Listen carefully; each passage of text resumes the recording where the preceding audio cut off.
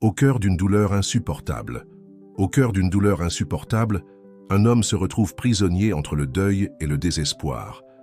Un bébé innocent, un père brisé et un chien fidèle deviennent les protagonistes d'une histoire inoubliable.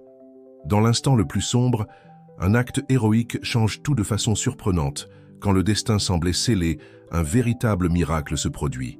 Avant d'écouter ce récit émouvant, n'oubliez pas de vous abonner à la chaîne pour plus d'histoires de résilience et de fidélité. Les pleurs du bébé résonnaient dans les couloirs de l'hôpital Saint-Louis, tandis que Thomas restait immobile, assis sur le banc froid de la salle d'attente. Ses yeux, fixés sur un point quelconque du sol en carrelage blanc, semblaient ne pas enregistrer le mouvement frénétique des médecins et des infirmières qui passaient précipitamment. Le monde s'était effondré sur ses épaules ce matin d'octobre, quand ce qui aurait dû être le plus beau jour de sa vie s'était transformé en son pire cauchemar. Élodie, son épouse, était partie pendant l'accouchement, le laissant avec un fils qu'il parvenait à peine à regarder. Comment pourrait-il tenir cet enfant en sachant que son arrivée au monde coïncidait avec le départ de son grand amour? Les 9 derniers mois avaient été de pur bonheur et de préparation. La chambre du bébé, peinte en douces teintes de vert et de jaune, était prête depuis des semaines. Élodie avait personnellement choisi chaque détail, des petits oursons qui décorèrent les murs jusqu'au mobile musical qui pendait au-dessus du berceau. Madame Moreau, la mère d'Élodie, arriva à l'hôpital dès qu'elle reçut la nouvelle. Son visage marqué par la souffrance contrastait avec la force qu'elle démontrait en tenant son petit-fils dans ses bras. « Thomas !» appela-t-elle doucement. « Tu dois rencontrer ton fils. » Mais Thomas se contenta de secouer négativement la tête, incapable de prononcer le moindre mot. À la maison, Max, le berger allemand qui faisait partie de la famille depuis 5 ans, attendait anxieusement le retour de ses maîtres. L'animal, qui avait toujours démontré une sensibilité extraordinaire, semblait pressentir que quelque chose n'allait pas. Depuis que Thomas et Élodie étaient repartis précipitamment à l'aube, il était resté vigilant près de la porte, ses oreilles attentives au moindre mouvement. Dans les semaines qui suivirent, la maison qui débordait autrefois de joie se transforma en un environnement lourd et silencieux. Thomas errait dans les pièces comme un fantôme, évitant particulièrement la chambre du bébé. Madame Moreau prit en charge les soins du petit Léo, comme Élodie avait choisi de l'appeler, s'installant dans la chambre d'amis avec son petit-fils. Max, quant à lui, développa un lien instantané avec le bébé. Le chien passait des heures couché près du berceau, ses yeux attentifs à chaque mouvement du petit. Quand Léo pleurait, il était toujours le premier à alerter Madame Moreau, aboyant, doucement jusqu'à ce qu'elle vienne vérifier ce qui se passait. Les nuits étaient particulièrement difficiles pour Thomas. Allongé sur le lit qu'il partageait autrefois avec Élodie, il revivait chaque moment des dernières années passées ensemble. Il se souvenait du jour où il l'avait rencontrée à l'école d'architecture, du premier baiser échangé sous la pluie dans le jardin du campus, de la demande en mariage lors d'un voyage à Annecy. Chaque souvenir était comme un couteau transperçant sa poitrine. Le travail au cabinet d'architecture, qui était auparavant sa passion, devint un fardeau, impossible à porter. Les projets s'accumulaient sur son bureau et les clients commençaient à se plaindre des retards. Ses associés, compréhensifs au début, commençaient à montrer de l'inquiétude quant à son état mental et professionnel. Un après-midi, alors qu'il observait par la fenêtre Madame Moreau berçant Léo dans le jardin, Thomas trouva un test de grossesse positif, rangé dans le tiroir de la table de nuit. C'était le test qu'Élodie avait fait, celui qui avait changé leur vie pour toujours. À côté, il y avait un petit mot écrit avec son écriture délicate. « Mon amour, nous serons 3. J'ai hâte que nous construisions notre famille. Ensemble, je t'aime infiniment. » Les mots provoquèrent une explosion d'émotion chez Thomas. La douleur, qui jusqu'alors était contenue dans un endroit profond de son être, déborda violemment. Dans un accès de colère et de désespoir, il balaya tous les objets sur la commode, brisant des cadres photos et des objets décoratifs. Le bruit attira Max, qui entra dans la chambre en aboyant, comme s'il essayait d'attirer son attention. Le chien s'approcha prudemment, posant son museau sur la main tremblante de Thomas. Ce geste simple, chargé d'affection et de compréhension, le fit s'effondrer en larmes pour la première fois depuis l'événement. Assis par terre, serrant contre lui le chien qui signifiait tant pour Élodie, Thomas se permit enfin de ressentir toute l'étendue de sa perte. Madame Moreau, qui était montée en entendant le bruit, s'arrêta à la porte de la chambre avec Léo dans les bras. Le bébé, comme s'il sentait la douleur de son père, commença à pleurer. Thomas leva les yeux, rencontrant pour la première fois le regard de son fils, les mêmes yeux qu'Élodie. À ce moment, quelque chose en lui se brisa encore plus, et il réalisa qu'il ne pourrait pas être le père que cet enfant méritait. La nuit tomba sur la maison, apportant avec elle une décision qui changerait à jamais le destin de cette famille. Thomas, consumé par la douleur et incapable d'accepter sa nouvelle réalité, commença à envisager une issue qu'il considérait comme définitive. Ce qu'il ne savait pas, c'est que Max, son fidèle compagnon à quatre pattes, serait fondamental pour empêcher qu'une tragédie encore plus grande ne s'abatte sur cette famille, déjà si meurtrie par le destin. L'horloge murale du salon marquait 3 heures du matin quand Thomas se leva enfin du canapé. Depuis des semaines, il ne parvenait plus à dormir dans son lit, le vide à ses côtés étant un rappel constant de l'absence d'Élodie. D'un pas lourd, il se dirigea vers la cuisine, ses yeux rouges et gonflés trahissant une nouvelle nuit blanche. Tandis que l'eau pour le café bouillait, Thomas se permit de regarder par la fenêtre. Le jardin, autrefois si bien entretenu par Élodie, montrait maintenant des signes évidents de négligence. Les roses qu'elle aimait tant se fanaient lentement, métaphore cruelle de ce que sa vie était devenue. C'est dans ce moment de contemplation qu'il entendit un faible pleur venant de l'étage. Léo venait tout juste d'avoir un mois qui pour Thomas semblait une éternité. Chaque jour était une bataille contre ses propres sentiments, une lutte constante entre l'amour qu'il savait qu'il devrait ressentir pour son fils et la douleur écrasante que la simple vue du bébé lui causait. Madame Moreau, toujours attentive, était déjà en route vers la chambre de son petit-fils. Thomas l'entendit murmurer des paroles de réconfort tout en berçant le petit. La voix de sa belle-mère, normalement ferme et décidée, sonnait fatiguée et triste. Il savait qu'elle souffrait aussi, non seulement de la perte de sa fille, mais de voir son gendre s'enfoncer de plus en plus dans son propre désespoir. Max, comme toujours, était alerte. Le chien monta les escaliers, ses pas silencieux sur le bois, pour rejoindre Madame Moreau et Léo. Thomas pouvait entendre le léger battement de la queue de l'animal contre le sol, un son réconfortant au milieu du silence oppressant de l'aube. Incapable de retourner au canapé, Thomas se retrouva à marcher vers son bureau. Cette pièce, qui était autrefois son refuge créatif, semblait maintenant l'étouffer de souvenirs. Sur le mur, un grand tableau en liège affichait des photos de projets architecturaux, beaucoup d'entre eux réalisés en partenariat avec Élodie. Ses yeux se posèrent sur une photo en particulier, eux deux, souriants, devant la première maison qu'ils avaient conçue ensemble. Le souvenir le frappa comme un coup de poing à l'estomac. Il se rappela le jour où ils avaient reçu la nouvelle qu'ils avaient gagné le concours pour jeunes architectes. Élodie avait sauté dans ses bras, ses yeux brillants de bonheur et de fierté. « Nous avons réussi, mon amour », avait-elle dit. « Ce n'est que le début de notre histoire. » Mais leur histoire avait été brutalement interrompue. Thomas sentit la colère monter en lui, une fureur aveugle contre le destin qui lui avait tout pris. Dans un élan, il arracha la photo du mur, la froissant entre ses doigts. Bientôt d'autres photos suivirent le même chemin, tombant sur le sol comme des feuilles d'automne. Le bruit attira l'attention de Madame Moreau, qui apparut à la porte du bureau avec Léo dans les bras. « Thomas, s'il te plaît, » supplia-t-elle, la voix étranglée. « Ne fais pas ça, Élodie n'aurait pas voulu te voir ainsi. » Thomas se retourna, ses yeux rencontrant ceux de son fils pour la première fois depuis des jours. Le bébé le regardait, avec curiosité, ses petits doigts agrippés au chemisier de sa grand-mère. Pendant un bref instant, Thomas vit Élodie reflétée dans ses petits yeux innocents, et la douleur fut presque insupportable. « Je ne peux pas, Jeanne, » murmura-t-il, la voix rauque d'avoir tant pleuré. « Je n'arrive pas à le regarder sans penser à elle, sans me rappeler qu'il est là et qu'elle ne l'est pas. » Madame Moreau fit un pas en avant, tendant le bébé vers son père. « Thomas, ce petit garçon a besoin de toi. Il a déjà perdu sa mère. Il ne peut pas perdre son père aussi. » Mais Thomas recula, comme si le simple fait de toucher son fils pouvait le brûler. « Je suis désolé, dit-il, passant rapidement devant Jeanne et sortant du bureau. Dans les jours qui suivirent, la situation ne fit qu'empirer.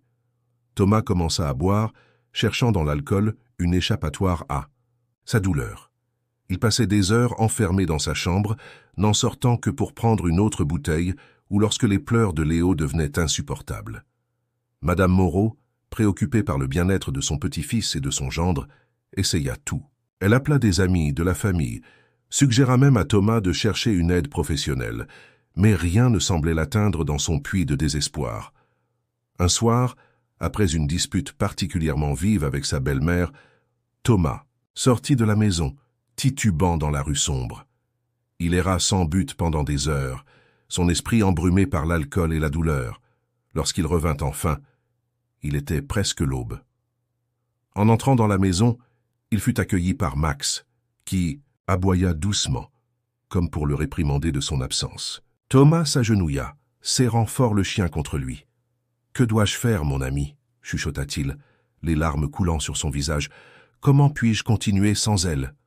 C'est à ce moment, avec le soleil levant commençant à illuminer, le salon que Thomas prit une décision. Il ne pouvait pas continuer ainsi. Il ne pouvait pas être le père que Léo méritait. Dans son esprit perturbé, il n'y avait qu'une solution. D'un pas décidé, il monta les escaliers vers la chambre du bébé. Madame Moreau dormait profondément dans la chambre d'à côté, épuisée après une nouvelle nuit à s'occuper de son petit-fils. Thomas entra silencieusement, s'approchant du berceau où Léo dormait paisiblement. Pendant un long moment, il observa simplement son fils, si petit et sans défense. Puis, d'une main tremblante, il prit le bébé dans ses bras. « Pardonne-moi, murmura-t-il, mais je ne peux pas faire ça. » Max, qui avait suivi Thomas jusqu'à la chambre, commença à aboyer, comme s'il percevait que quelque chose n'allait pas. Mais Thomas l'ignora sortant de la chambre avec Léo dans les bras. Il descendit les escaliers, passa la porte d'entrée et marcha en direction de la rue, son esprit focalisé sur un seul objectif. Ce que Thomas ne savait pas, c'est que sa décision désespérée déclencherait une série d'événements qui changeraient à jamais le destin de tous les concernés. Et Max, le fidèle compagnon qui avait toujours été aux côtés de la famille, serait un élément fondamental pour éviter qu'une tragédie encore plus grande ne s'abatte sur eux. Le soleil commençait à peine à poindre à l'horizon lorsque Thomas, avec Léo dans les bras, arriva à la gare. L'endroit était pratiquement désert à cette heure matinale, avec seulement quelques employés se préparant pour une nouvelle journée de travail. L'odeur d'huile et de métal flottait dans l'air se mêlant à l'arôme frais de la rosée matinale. Thomas marchait comme en transe, ses pas résonnant dans les couloirs vides de la gare. Léo, maintenant réveillé, regardait autour de lui avec curiosité, ignorant le tourbillon d'émotions qui consumait son père. Le bébé émit un petit gémissement, comme s'il sentait la tension dans l'air. « Chut, tout va bien », chuchota Thomas, plus pour lui-même que pour son fils. Ses mains tremblaient, tandis qu'il tenait Léo, la réalité de ce qu'il s'apprêtait à faire commençant à peser sur sa conscience. Pendant ce temps, à la maison, Madame Moreau se réveilla en sursaut. Un sixième sens, peut-être l'instinct, de grand-mère, l'alerta que quelque chose n'allait pas. Elle courut vers la chambre de Léo pour ne trouver que le berceau vide. La panique s'empara d'elle quand elle réalisa que Thomas n'était nulle part non plus. « Thomas, Léo !» cria-t-elle, courant d'une pièce à l'autre. C'est alors qu'elle remarqua Max à la porte d'entrée, aboyant désespérément. Le chien semblait vouloir lui dire quelque chose, courant d'un côté à l'autre, regardant vers la rue puis revenant vers elle. Sans réfléchir à deux fois, Madame Moreau prit son téléphone portable et les clés de la voiture. « Viens, Max » appela-t-elle, sa voix tremblante de peur. « Nous devons les trouver. » De retour à la gare, Thomas atteignit finalement le quai. Le premier train du matin ne devait pas arriver avant quelques minutes. Il regarda les rails en dessous, le métal, froid brillant sous la faible lumière de l'aube. Son cœur battait à un rythme irrégulier dans sa poitrine, un mélange de peur et d'une étrange sensation de soulagement. « Pardonne-moi, Élodie, » murmura-t-il, les larmes coulant sur son visage. « Je ne suis pas assez fort pour faire cela. » Seul, Léo commença à pleurer comme s'il sentait le danger imminent. Thomas le serra plus près, luttant contre l'envie de reculer. Dans son esprit tourmenté, il croyait faire la bonne chose, libérant son fils et lui-même d'une vie de douleur et de regret. Pendant ce temps, Max guidait Madame Moreau à travers les rues de la ville. Le chien semblait avoir un sixième, sens aboyant, et indiquant le chemin avec son museau. Madame Moreau conduisait aussi vite qu'elle le pouvait, priant silencieusement pour qu'il ne soit pas trop tard. Sorta. La gare, le son distant du train approchant résonna sur le quai vide. Thomas fit un pas en avant, s'approchant dangereusement du bord. Léo pleurait de plus en plus fort, ses petits poings s'agitant dans l'air. C'est à ce moment critique que Max et Madame Moreau arrivèrent à la gare. Le chien, sans attendre que la voiture s'arrête complètement, sauta par la fenêtre ouverte et courut vers le quai, aboyant furieusement. Thomas, surpris par ce bruit soudain, se retourna. Ses yeux s'écarquillèrent en voyant Max courir vers...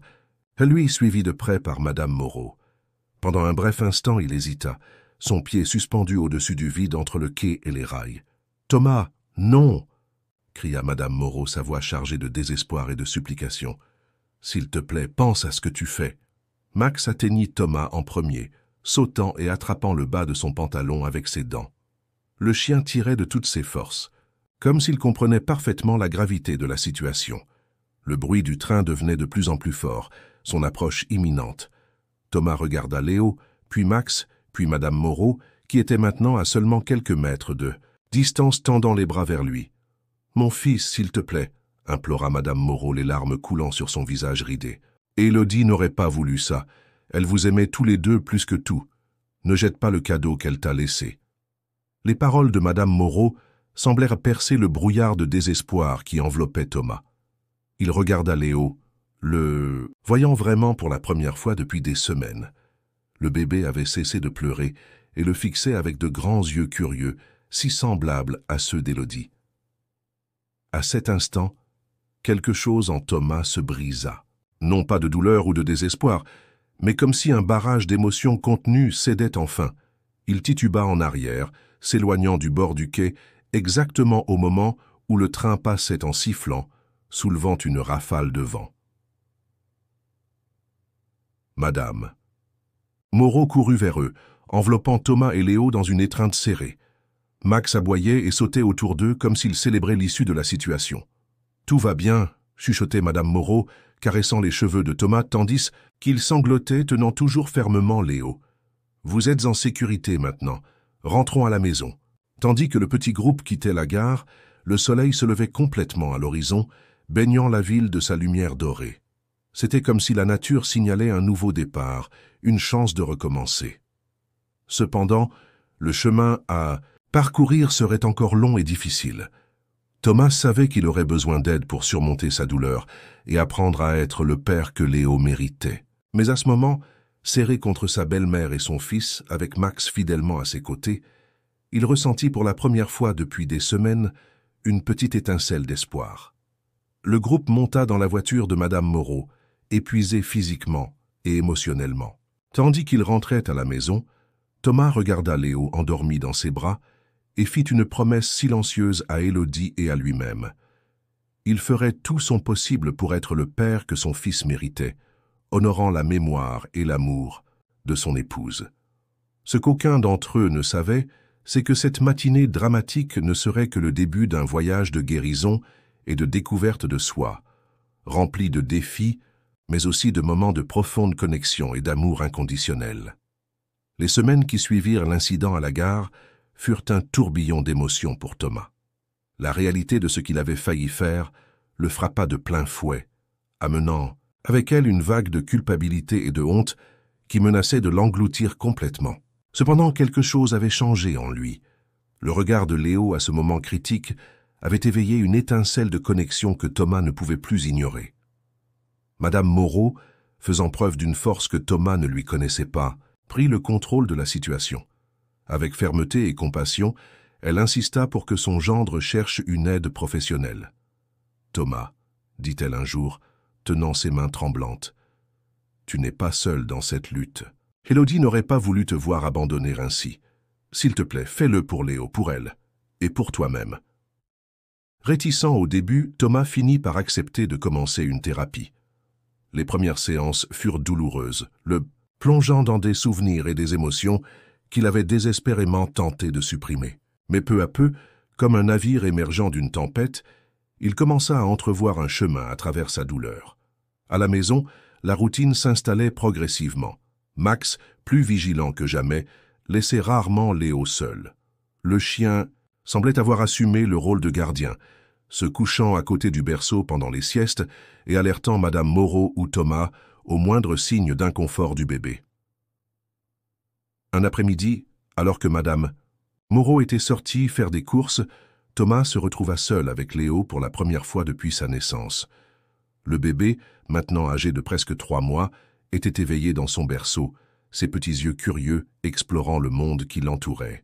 Thomas, hésitant, s'approcha.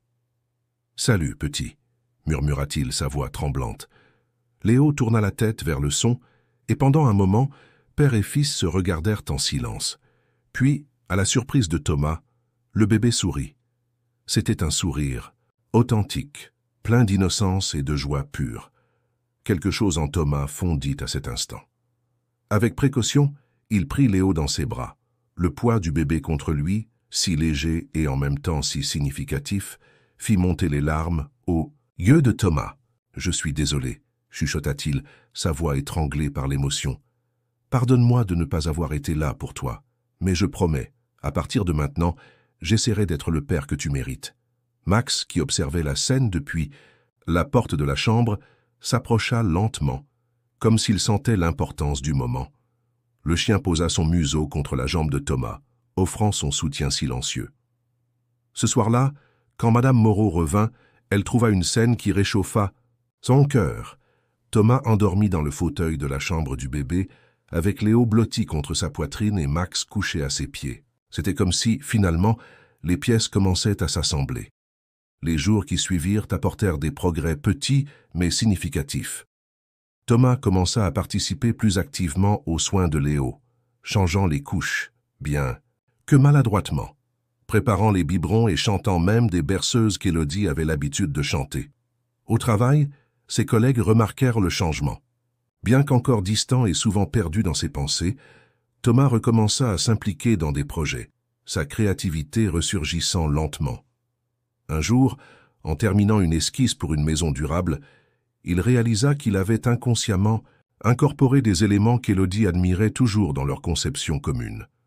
Au lieu de la douleur paralysante qu'il s'attendait à ressentir, Thomas éprouva une douce amère sensation de connexion avec son épouse disparue.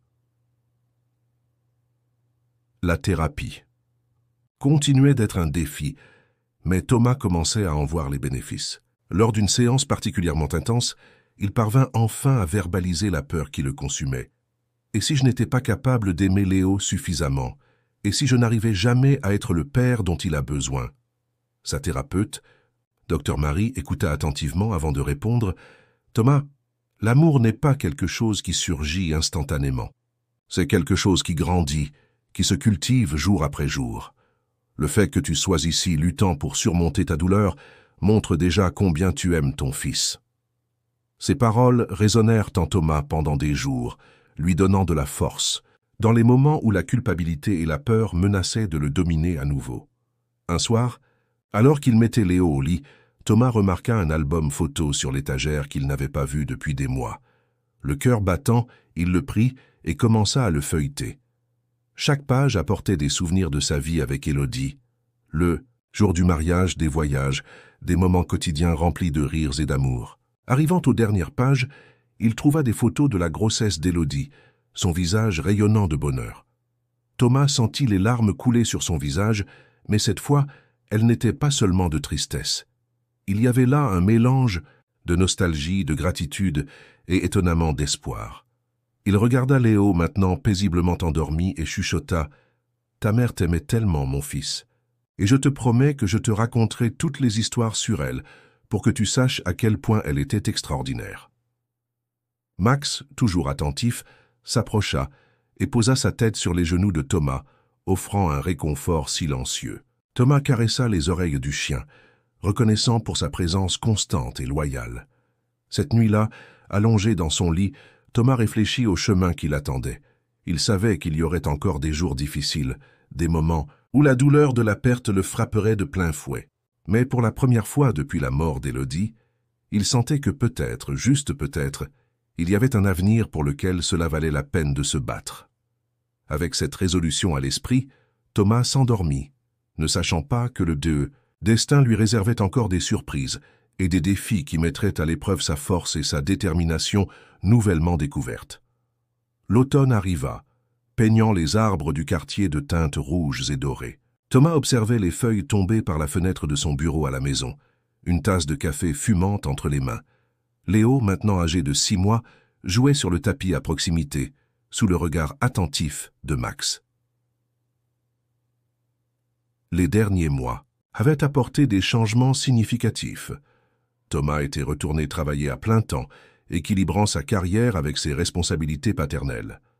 Madame Moreau, bien que toujours présente, avait commencé à laisser plus d'espace à Thomas pour qu'il assume son rôle de père. « Bah, balbutia Léo, secouant un hochet coloré. Thomas sourit, s'abaissant pour jouer avec son fils. Ces moments, autrefois si douloureux, étaient maintenant source de joie et de connexion. « Tu deviens un vrai bavard, hein ?» plaisanta Thomas, chatouillant le ventre du bébé. Le rire contagieux de Léo emplit la pièce, faisant même dresser les oreilles de Max avec intérêt. Un après-midi, en rangeant quelques papiers, Thomas trouva une enveloppe qu'il n'avait pas vue depuis des mois. À l'intérieur, il y avait une carte d'Élodie, écrite peu avant qu'elle n'entre en travail. Le cœur battant, il commença à lire. « Mon amour, alors que j'écris ces mots, notre bébé bouge comme jamais. J'ai tellement hâte de le connaître et de le voir dans tes bras. Je sais que nous serons les meilleurs parents du monde ensemble. Je t'aime plus que tout. Pour toujours tienne, Élodie. » Les larmes vinrent, mais cette fois accompagnées d'un sourire nostalgique. Thomas caressa les mots sur le papier, ressentant une connexion renouvelée avec Élodie. « Elle avait raison sur le fait que tu serais un excellent père, » dit Madame Moreau, qui était entrée silencieusement dans la pièce. « Élodie serait fière de voir comment tu as surmonté tout cela. » Thomas acquiesça, reconnaissant pour le soutien constant de sa belle-mère. « Je n'aurais pas réussi sans toi, Jeanne. Merci de ne pas avoir abandonné. » Les jours suivants apportèrent une routine confortable. Thomas emmenait Léo se promener au parc, Max toujours à côté de la poussette, vigilant. Les soirées étaient remplies d'histoires inventées, de berceuses et parfois de conversations imaginaires avec Élodie sur les progrès de leur fils. Au travail, Thomas se sentait enfin prêt pour de nouveaux défis. Quand l'opportunité de diriger un grand projet de rénovation urbaine se présenta, il n'hésita pas à se porter candidat. « Tu es sûr de ça ?» demanda son associé Pierre avec un mélange d'inquiétude et d'espoir. « C'est un projet énorme. Il va exiger beaucoup de temps et de dévouement. » Thomas regarda la photo de Léo sur son bureau et sourit. « Oui, il est temps de revenir en force pour moi et pour mon fils. » Le projet était ambitieux, transformer une zone dégradée de la ville en un espace vert et durable, avec des logements accessibles et des aires de loisirs. Tout en travaillant sur les plans initiaux, Thomas se surprit à incorporer des éléments qu'il savait qu'Élodie aurait adorés. Des jardins verticaux, des espaces communautaires, des aires de jeu intégrées à la nature. Les semaines passèrent, dans un tourbillon de réunions, d'esquisses et de nuits blanches à peaufiner des idées. Madame Moreau fut essentielle, aidant avec Léo chaque fois que Thomas devait travailler tard. Un soir, épuisé mais satisfait des progrès du projet, Thomas alla vérifier l'état de Léo avant de se coucher. Le bébé dormait tranquillement, Max comme toujours allongé près du berceau. En observant son fils, Thomas ressentit une vague d'amour et de gratitude si intense qu'elle faillit le renverser. « Nous y arrivons, Élodie, » murmura-t-il dans la chambre silencieuse. « Ce n'est pas parfait, mais nous avançons. » Le jour de la présentation du projet arriva enfin. Thomas, vêtu de son meilleur costume, ressentit un mélange de nervosité et d'excitation qu'il n'avait pas éprouvé depuis longtemps. Avant de partir, il s'agenouilla devant Léo. « Papa va faire quelque chose d'important aujourd'hui, champion, » dit-il, ajustant sa cravate. « Souhaite-moi bonne chance. » Léo, comme s'il comprenait, afficha l'un de ses sourires édentés et applaudit. Max aboya doucement comme s'il offrait aussi son soutien. À la mairie, devant une salle remplie d'officiels et d'investisseurs, Thomas présenta sa vision pour l'avenir de la ville. Tandis qu'il parlait de communautés durables et d'espaces qui unissaient les gens, il sentit la présence d'Élodie à ses côtés, comme si elle était là, fière et encourageante. À la fin de la présentation, la salle éclata en applaudissements. Le maire, visiblement impressionné, s'approcha de Thomas. « Extraordinaire, monsieur Durand. Ce projet pourrait changer le visage de notre ville. Nous sommes impatients de travailler avec vous. » Ce soir-là, de retour à la maison, Thomas fut accueilli par Léo, Madame Moreau et Max. Alors qu'il jouait avec son fils sur le tapis du salon, racontant avec animation sa journée, il réalisa quelque chose. Il était véritablement heureux pour la première fois depuis longtemps. « Je crois que nous avons trouvé notre chemin, petit bonhomme, » dit-il à Léo, qui riait en essayant d'attraper les lunettes de son père. « Ta mère disait toujours que nous pourrions changer le monde. Il semble que nous allons essayer, n'est-ce pas ?» Max s'approcha, se couchant à côté d'eux, comme il le faisait toujours. Thomas caressa le pelage du chien, reconnaissant pour sa loyauté inébranlable. Alors, que la nuit tombait dehors, la maison était remplie d'une énergie renouvelée. Thomas savait que le chemin à parcourir aurait encore des défis, mais pour la première fois depuis longtemps, il se sentait prêt à les affronter. Avec Léo dans ses bras et les souvenirs d'Élodie dans son cœur, il était prêt à écrire le prochain chapitre de leur vie. Ce que Thomas ne savait pas, c'est que le destin lui réservait encore quelques surprises, tant douces qu'amères, qui mettraient à l'épreuve sa force nouvellement découverte et changeraient le cours de leurs vies une fois de plus. Le projet de rénovation urbaine avançait à grands pas, consommant une grande partie du temps et de l'énergie de Thomas. Néanmoins, il s'efforçait de maintenir un équilibre entre son travail et sa vie avec Léo, qui avait maintenant presque 1 an. Par un samedi matin ensoleillé, Thomas décida d'emmener Léo et Max se promener dans le parc qui faisait partie du projet de rénovation. Tandis qu'ils marchaient sur les chemins récemment pavés, Thomas expliquait avec enthousiasme à son fils les arbres qui seraient plantés et les aires de jeu qui seraient construites. « Regarde, Léo, » dit Thomas, montrant un espace ouvert. « Ici, nous aurons un petit lac avec des canards. Tu adoreras les nourrir. » Léo applaudissait avec enthousiasme, même sans comprendre complètement ce que son père disait. Max trottait joyeusement à leur côté, sa queue se balançant dans l'air. C'est à ce moment que Thomas entendit une voix familière l'appeler. En se retournant, il vit Claire, une ancienne camarade d'école d'architecture qu'il n'avait pas rencontrée depuis des années. « Thomas, quelle surprise de te voir ici !» s'exclama Claire, s'approchant avec un sourire chaleureux. « Claire, ça a fait si longtemps !» répondit Thomas, sincèrement heureux de voir un visage ami. « Voici mon fils, Léo. » Claire s'agenouilla pour saluer le petit Léo, qui l'observait avec curiosité. « Il est magnifique, Thomas. Le portrait craché d'Élodie... » Elle hésita un instant, réalisant ce qu'elle venait de dire. « Désolé, j'ai entendu parler de... Eh bien, je suis vraiment navré pour ta perte. » Thomas sentit une douleur dans sa poitrine, mais parvint à sourire. « Merci, Claire. Ça a été difficile, mais nous avançons. » Ils commencèrent à discuter, marchant ensemble dans le parc. Claire était architecte paysagiste et fut fascinée d'entendre parler du projet de rénovation. Pendant qu'ils conversaient, Thomas fut surpris par la facilité avec laquelle les mots coulaient entre eux, comme si les années de distance n'avaient jamais existé. Dans les semaines qui suivirent, Claire et Thomas commencèrent à se voir plus fréquemment. Elle s'offrit pour aider avec le projet, apportant des idées innovantes pour les espaces verts.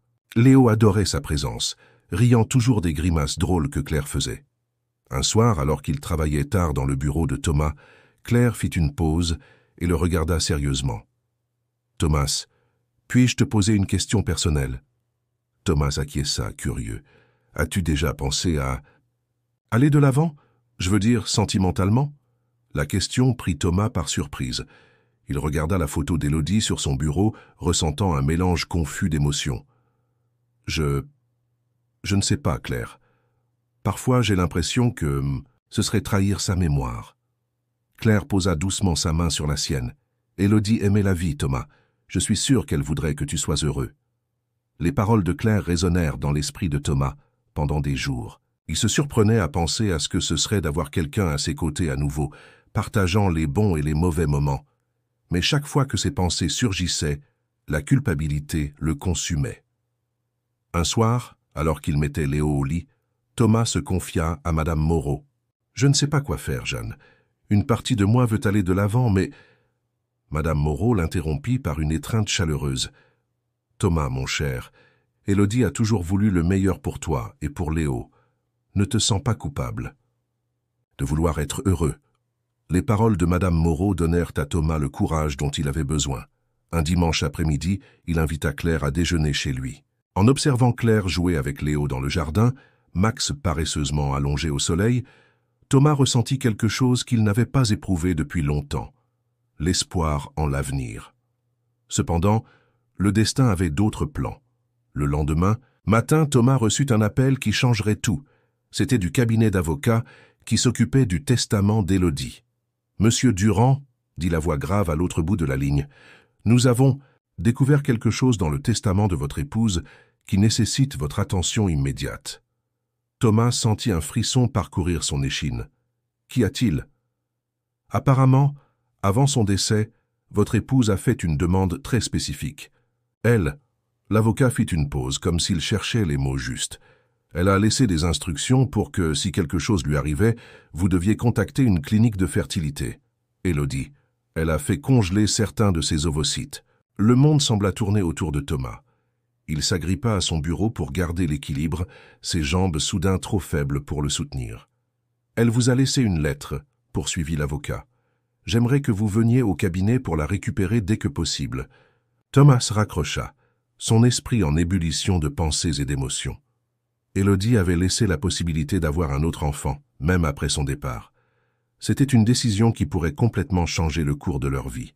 Ce soir-là, assis sur la terrasse de la maison avec Léo endormi dans ses bras et Max à ses pieds, Thomas contemplait le ciel étoilé. Il pensait à Élodie, à Claire, à Léo, au bébé qui pourrait exister. L'avenir, qui semblait si clair, il y a peu, était maintenant enveloppé dans un brouillard d'incertitude. « Que dois-je faire maintenant, Élodie » murmura-t-il aux étoiles, espérant une réponse qu'il savait ne pas venir. Le vent souffla doucement, agitant les feuilles des arbres. Thomas ferma les yeux, sentant le poids de la décision qu'il devrait prendre. Une décision qui n'affecterait pas seulement lui, mais tous ceux qui l'entouraient. Le destin avait placé Thomas à la croisée des chemins, et la voie qu'il choisirait définirait non seulement son avenir, mais celui de sa famille. Avec le cœur lourd et l'esprit plein de doutes, il savait que les prochains jours seraient cruciaux. Ce que Thomas n'imaginait pas, c'est que cette révélation ne serait que le début d'une série d'événements qui mettrait à l'épreuve sa force, son amour et sa capacité à pardonner et à aller de l'avant. Les jours qui suivirent la révélation de l'avocat furent un tourbillon pour Thomas. Il se sentait partagé entre l'émotion d'avoir encore une partie d'Élodie vivante et la peur de ce que cette décision pourrait signifier pour sa vie et celle de Léo. D'une main tremblante, Thomas ouvrit la lettre qu'Élodie avait laissée. Les mots écrits de sa calligraphie délicate qu'il connaissait si bien lui sautèrent aux yeux. « Mon cher Thomas, si tu lis ceci, cela signifie que le pire est arrivé. Je sais que tu dois souffrir, et mon cœur se brise rien que d'y penser. Mais je veux que tu saches que mon amour pour toi et notre fils est éternel. J'ai pris la décision de congeler mes ovocytes parce que je crois en l'amour que nous avons construit et en la famille dont nous avons rêvé. Je sais que cela peut sembler fou, mais je voulais te donner la chance d'avoir un autre petit morceau de moi si tu le souhaites. Ce n'est pas une obligation, mon amour, c'est un choix que toi seul peux faire. Quelle que soit ta décision, sache que je te soutiens et t'aime inconditionnellement. Prends soin de notre Léo. Dis-lui chaque jour combien il est aimé. Et souviens-toi, la vie est faite pour être vécue. Sois heureux, Thomas. C'est tout ce que j'ai toujours voulu pour toi. Avec tout mon amour, Élodie. » Les larmes coulaient librement sur le visage de Thomas, tandis qu'il lisait et relisait la lettre. C'était comme si Élodie était là, lui parlant directement, lui donnant la permission d'avancer, mais lui offrant aussi un lien avec le passé. Dans les jours qui suivirent, Thomas se retrouva dans des montagnes russes émotionnelles. Il passait des heures à jouer avec Léo, observant chaque détail de son fils, imaginant ce que serait d'avoir un autre bébé. D'autres fois, il s'asseyait dans son bureau, regardant les plans du projet de rénovation, réfléchissant à l'impact sur sa vie professionnelle. Claire remarqua le changement chez Thomas. Un après-midi, alors qu'il révisait des dessins, du parc, elle finit par demander « Thomas, que se passe-t-il? Tu sembles… » distant. Thomas hésita un moment avant de partager la nouvelle concernant les ovocytes d'Élodie. Claire écouta attentivement, son visage exprimant un mélange de surprise et d'inquiétude. « Waouh, c'est intense, » dit-elle finalement. « Que comptes-tu faire ?»« Je ne sais pas, Claire, » répondit Thomas, passant ses mains dans ses cheveux en signe de frustration. « Une partie de moi le veut désespérément, avoir un autre enfant d'Élodie. C'est comme si elle me faisait un dernier cadeau, mais une autre partie. » « A peur, » compléta doucement Claire. Thomas s'acquiesça. Peur de ne pas être prêt, de ne pas être juste envers Léo, de ne pas pouvoir avancer. Claire prit sa main, la serrant gentiment. « Thomas, quelle que soit ta décision, sache que tu n'es pas seul dans cette épreuve. » Les paroles de Claire apportèrent du réconfort, mais ajoutèrent aussi une nouvelle couche de complexité à la situation. Thomas se demandait comment un éventuel nouveau bébé affecterait sa relation naissante avec Claire. Un soir, alors qu'il mettait Léo au lit, le petit pointa du doigt une photo d'Élodie sur la commode et dit clairement « Maman !» C'était la première fois que Léo reconnaissait Élodie sur une photo, et le cœur de Thomas se remplit d'un mélange doux-amer de joie et de tristesse. À ce moment, assis au bord du lit de Léo, avec Max couché à ses pieds, Thomas eut une épiphanie. Il réalisa que, quelle que soit sa décision concernant les ovocytes d'Élodie, le plus important était d'honorer sa mémoire en étant le meilleur père possible pour Léo et en vivant pleinement sa vie comme elle l'aurait toujours souhaité. Avec cette clarté, Thomas prit rendez-vous avec le médecin de la clinique de fertilité. Il voulait comprendre toutes les implications et possibilités avant de prendre une décision finale. Le jour de la consultation, Thomas sentit le poids du monde sur ses épaules.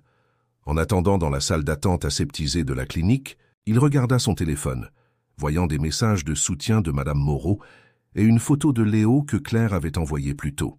Le médecin, Dr Laurent, était un homme d'âge moyen au sourire bienveillant.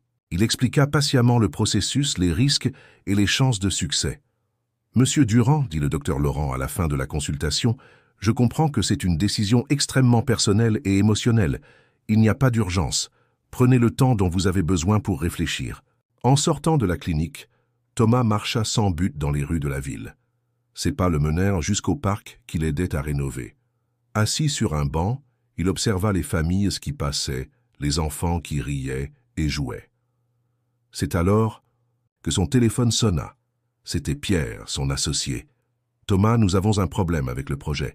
Le maire veut faire quelques changements de dernière minute qui pourraient compromettre tout notre travail des derniers mois. » La nouvelle tomba comme une douche froide sur Thomas. Soudain, il se retrouva à devoir équilibrer non seulement sa vie personnelle, mais aussi sa carrière, qui semblait être à un moment crucial. Alors que le soleil se couchait à l'horizon, peignant le ciel de teintes orangées, Thomas se retrouva à un carrefour. La décision concernant les ovocytes d'Élodie, l'avenir de sa relation avec Claire, l'éducation de Léo et maintenant les défis professionnels, tout semblait converger vers ce moment. Le cœur lourd mais déterminé, Thomas se leva du banc. Il savait que les choix qu'il ferait dans les prochains jours façonneraient non seulement son avenir, mais celui de tous ceux qui l'entouraient. Avec un profond soupir, il commença à marcher vers la maison, prêt à affronter ce que le destin lui réservait. Ce que Thomas ne savait pas, c'est que l'univers avait encore quelques surprises en réserve, qui mettraient à l'épreuve sa résilience et changeraient le cours de son histoire d'une manière qu'il n'aurait jamais pu imaginer. L'automne céda la place à l'hiver, et avec le changement de saison vint aussi une transformation dans la vie de Thomas. Les mois qui suivirent la découverte des ovocytes d'Élodie furent intenses, pleins de réflexions profondes et de décisions difficiles. Après des semaines de réflexion, de consultations avec des psychologues et de longues conversations avec Madame Moreau et Claire, Thomas prit sa décision. Il choisit de ne pas poursuivre le processus de fécondation. Ce fut un choix douloureux, mais Thomas sentit que c'était la bonne chose à faire. Il voulait honorer la mémoire d'Élodie, mais il devait aussi regarder vers l'avenir. « Élodie m'a donné le plus grand cadeau de tous, notre Léo », expliqua Thomas à Madame Moreau par une froide soirée de janvier. « Je pense que la meilleure façon d'honorer sa mémoire est d'être le meilleur père possible pour lui. » Madame Moreau, les larmes aux yeux, serra son gendre dans ses bras. « Élodie serait fière de toi, Thomas. Tu as tellement grandi. » Cette décision prise, Thomas sentit comme si un poids avait été retiré de ses épaules. Il pouvait maintenant se concentrer entièrement sur Léo, son travail et sa relation naissante avec Claire. Le projet de rénovation urbaine rencontra ses défis. Les changements exigés par le maire faillirent compromettre la vision originale, mais Thomas et son équipe travaillèrent sans relâche pour trouver un compromis qui préserverait l'essence du projet tout en répondant aux demandes de la mairie. Part. Un matin ensoleillé de septembre, presque 2 ans après le départ d'Élodie, Thomas se tenait debout au milieu du nouveau parc, observant les enfants jouer sur les équipements fraîchement installés. Léo, qui avait maintenant presque 2 ans, courait joyeusement après Max qui, malgré son âge, conservait son énergie et sa loyauté. Claire s'approcha, entrelaçant ses doigts dans ceux de Thomas. « C'est magnifique, n'est-ce pas ?» dit-elle, regardant autour d'elle. « Tu as vraiment transformé cet endroit. » Thomas sourit, ressentant un mélange de fierté et de gratitude. « Nous l'avons transformé, corrigea-t-il, serrant doucement sa main. À ce moment, observant la vie qui pulsait autour de lui, Thomas eut une révélation. Il réalisa que la vie, comme la ville, était en constante transformation. L'important n'était pas de s'accrocher désespérément au passé, mais de l'honorer tout en construisant un nouvel avenir. Avec Léo dans ses bras et Claire à ses côtés, Thomas marcha jusqu'à un parterre récemment planté. Là, une petite plaque de bronze brillait sous le soleil. À la mémoire d'Élodie Durand, dont l'amour et la vision continuent d'inspirer et de transformer des vies. Thomas sentit des larmes dans ses yeux, mais cette fois, c'étaient des larmes de gratitude et d'espoir. Il regarda Léo qui souriait innocemment, puis Claire qui l'observait avec tendresse. « Tu sais, » dit doucement Thomas, « je crois que j'ai finalement compris ce qu'Élodie voulait dire dans sa lettre. La vie est faite pour être vécue, et c'est ce que j'ai l'intention de faire chaque jour avec vous à mes côtés. » Claire l'étreignit, et Léo, sentant le moment spécial, jeta ses petits bras autour du cou de son père. Max, toujours attentif, s'approcha, posant son museau contre la jambe de Thomas. Dans les mois qui suivirent, la vie continua son cours. Thomas et Claire décidèrent de vivre ensemble, apportant une nouvelle dynamique à la famille. Léo, bien que parfois confus face au changement, s'épanouit grâce à l'amour et l'attention qu'il recevait.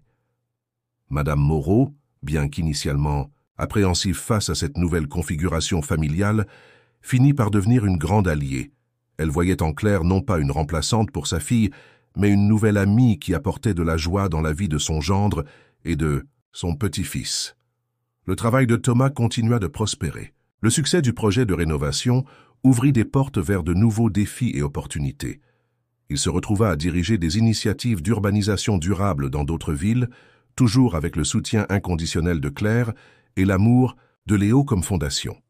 Un après-midi de printemps, presque 3 ans après le départ d'Élodie, Thomas était assis sur la terrasse de la maison, observant Léo jouer dans le jardin avec Max. Claire le rejoignit, un sourire mystérieux sur ses lèvres. « Thomas, » dit-elle doucement, « j'ai quelque chose à te dire. » Il se tourna vers elle, curieux. Claire prit sa main et la posa sur son ventre. « Nous attendons un bébé, » murmura-t-elle, ses yeux brillants d'émotion. Thomas sentit son cœur s'accélérer. Un mélange de joie, de surprise et d'une pointe d'appréhension l'envahit. Pendant un moment, il pensa à Élodie, à comment elle aurait réagi à cette nouvelle. Mais ensuite, regardant dans les yeux de Claire et entendant le rire de Léo en arrière-plan, il sut qu'il était exactement là où il devait être. « C'est merveilleux, » répondit-il, attirant Claire dans une étreinte serrée. Ce soir-là, après avoir couché Léo, Thomas s'assit au bord du lit de son fils. Max, comme toujours, était allongé sur le tapis à côté. Thomas regarda la photo d'Élodie sur la table de chevet et sourit. « Merci », chuchota-t-il à l'image souriante de sa première épouse. « Merci de m'avoir appris à aimer, de m'avoir donné Léo et de m'avoir montré que la vie continue. Je promets que notre fils saura toujours combien tu l'aimais. » Alors que Thomas fermait doucement la porte de la chambre de Léo, il ressentit une paix qu'il n'avait pas connue depuis des années. L'avenir, autrefois si incertain et effrayant, semblait maintenant plein de possibilités et d'amour. Dehors, la ville qu'il avait aidé à transformer pulsait de vie. Et, à l'intérieur de la maison, sa famille, tant celle qu'il avait perdue que celle qu'il construisait, l'enveloppait dans une chaude étreinte d'amour et d'espoir. Thomas savait que le chemin devant lui aurait encore ses défis. Il y aurait des jours difficiles, des moments de doute et de nostalgie, mais il savait aussi qu'il était prêt à les affronter. Avec Léo, Claire, le bébé à venir, Madame Moreau et le fidèle Max à ses côtés, Thomas était prêt à écrire le prochain chapitre de sa vie, honorant le passé tout en embrassant l'avenir avec courage et amour. Fin de l'histoire.